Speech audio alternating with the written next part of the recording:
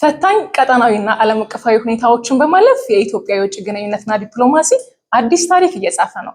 ሀገራዊ ጥቅምን ያስቀድመው የዲፕሎማሲ ጉዞ ያስመዘገባቸውን የዲፕሎማሲ ስኬቶች እንንገራችሁ። የባለብዙ ወገን የዲፕሎማሲ ድል ኢትዮጵያ የብሪክስ ጥምረትን ሙሉ አባል ሆና መቀላቀሏ የታሪክ አሻራ ነው። በተጨማሪም በተመድ የሰብአዊ መብት ምክር ቤት አባልነት መመረጧና የአፍሪካ ህብረት የሰላምና ጸጥታ ምክር ቤትን በሊቀመንበርነት እንድትመራ መመደቧ በአህጉሪቱ ያላትን ቁልፍ ሚና ያሳያል። ስትራቴጂካዊ የሁለትዮሽ ግንኙነት ከአሜሪካ ጋር በኢኮኖሚና በደህንነት ዙሪያ አዲስ ስምምነት ተፈርሟል።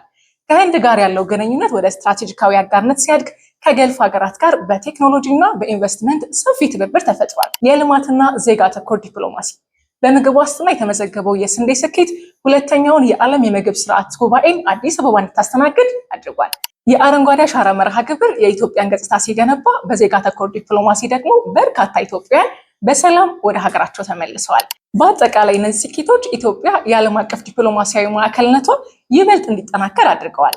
ሐመልማል ዋለ ነኝ። የፋና ዲጂታል ቤተሰብ ይሁኑ።